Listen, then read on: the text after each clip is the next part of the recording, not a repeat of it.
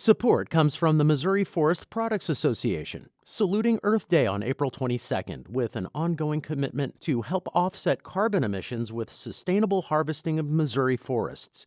Details at choosewood.com. It's Friday, July 29th. This is The Gateway. I'm Wayne Pratt.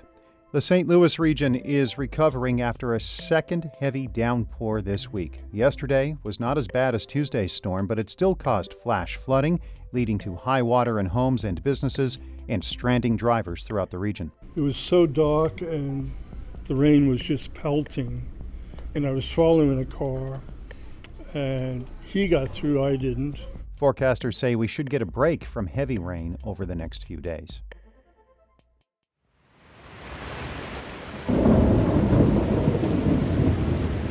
That's the sound of the downpour in University City yesterday afternoon. U-City Police Lieutenant Mike Davis says the water rushed through a neighborhood, picking up debris before depositing it near an intersection.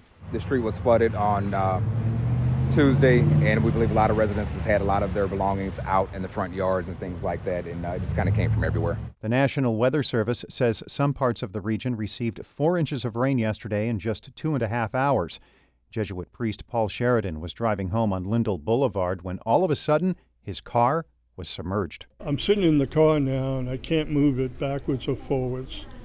And I thought, well, once it reached the seat inside, I said, time to get out.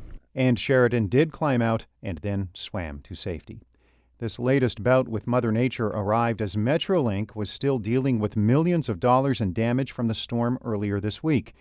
As St. Louis Public Radio's Chad Davis reports, the transit system is seeking federal aid to help recover. Tuesday's flooding led Metro Transit to shut down much of its system due to damage. The Red Line is only providing service between Shiloh Scott and Central West End stations. Passengers must take a shuttle to St. Louis Lambert International Airport. The Blue Line is operating between the Shrewsbury and Skinker stations. Talby Roach is president and CEO of Bi-State Development, which operates the system. He says he'll ask the Federal Transit Administration to help pay for repairs. In the end, the folks who are really affected are our riders. It's really about the public, and those are the folks we got to try to work that extra hour for and try to stretch and get this funding in place.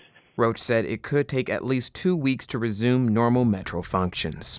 I'm Chad Davis, St. Louis Public Radio. In other news, St. Louis will soon have new resources to address thousands of vacant and condemned properties. A new law deals with privately owned buildings, and $15 million in American Rescue Plan funding will go to removing structures owned by the city. State Representative Donna Behringer, who used to serve on the Board of Aldermen, says $15 million is not that much when it comes to redevelopment. If these areas have been sitting, vacant for 20 years, and that means you're going to have to redo everything, lighting, sewers, all your basics before you build, and then you have to remediate. A St. Louis firefighter died this year in an abandoned building that collapsed. St. Louis County Council Chairwoman Rita Days is defending how she handled contentious public forum sessions over the COVID-19 pandemic. St. Louis Public Radio's Jason Rosenbaum reports. As council chairwoman, Days is responsible for presiding over meetings. Some were critical of Days for letting opponents to a COVID-19 mask mandate say misleading or false information about vaccines or the virus itself. Days says she condemns speakers who made anti-Semitic comments, but she also added that people have a First Amendment right to speak at governmental meetings. I think I handled it the best I could, given the circumstances that it were.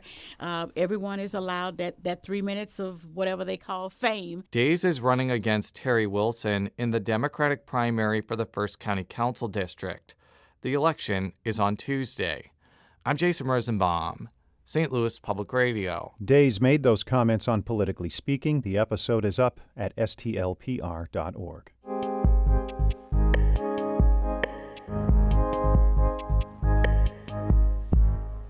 By his own admission, Sam Page enjoyed a relatively lengthy honeymoon after he was elevated to St. Louis County Executive in 2019. He easily won a 4-way Democratic primary in August 2020 to finish out the rest of Steve Stenger's term.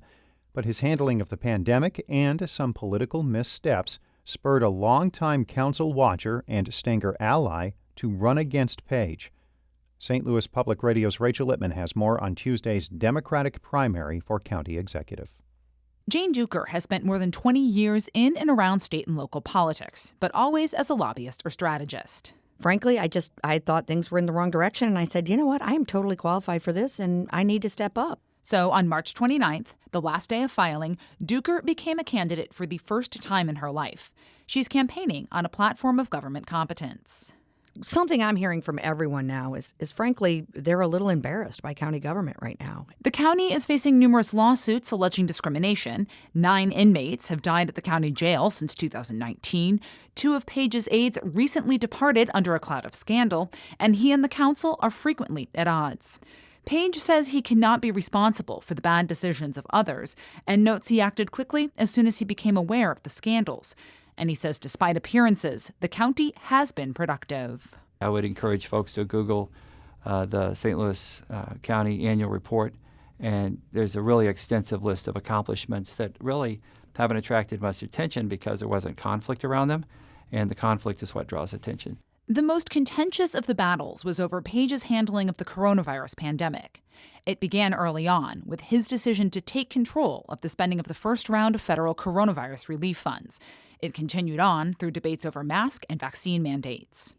Though opposition to his policies often came from within his own party, Page blames the council's 4-3 partisan divide for the nastiness. This became partisan from the presidency to state governments all over America, and it played out in a partisan way in St. Louis County, and you saw that partisan amplification. But Duker says Page often went too far. He used an axe when he could have used a scalpel. The second shutdown of the restaurants, when no one, not even the city, was doing that. And he came out and bragged that he had the most restrictive in the United States. He politicized the pandemic. Duker isn't an anti-vaxxer. She doesn't believe the nonsense spewed by anti-mask commenters at public meetings. Her opposition to the various public health orders was always about the process. You have to go to the council. You cannot pretend that they were not part of this. And it was this pattern of him refusing to follow the law. The 2 candidates also differ on how the county should spend its remaining $70 million from the American Rescue Plan Act. Page has already supported using some of the funds to plug budget holes, and he's not opposed to doing that again. I think we should hold some of them back in reserve and see what next year brings. He says some of the technology purchased with past rounds of federal relief will eventually lead to savings. Duker says those savings won't kick in soon enough to make a difference. What happens when the money runs out? There's no plan. There has to be a restructuring of government, and we're going to have to make some tough decisions. She'd rather spend the money on the county's infrastructure needs and projects where matching dollars might be available. Duker is also critical of what she sees as a lack of a plan to fight violent crime in the county.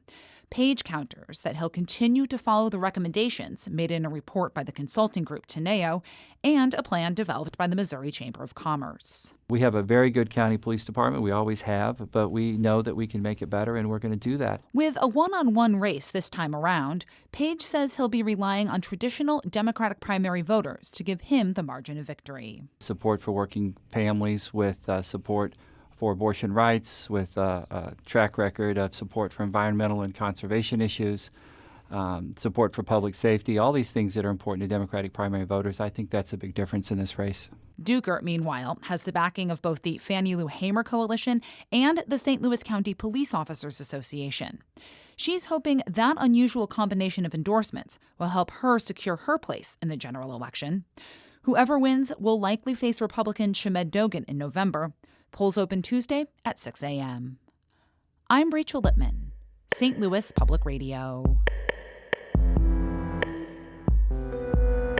Our Fred Ehrlich edited that report. The Gateway is a production of St. Louis Public Radio, a listener-supported service of the University of Missouri-St. Louis.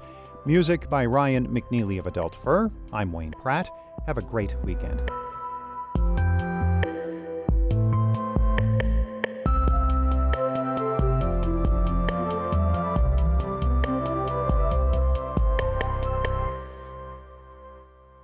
Support comes from the Missouri Forest Products Association, saluting Earth Day on April 22nd with an ongoing commitment to help offset carbon emissions with sustainable harvesting of Missouri forests.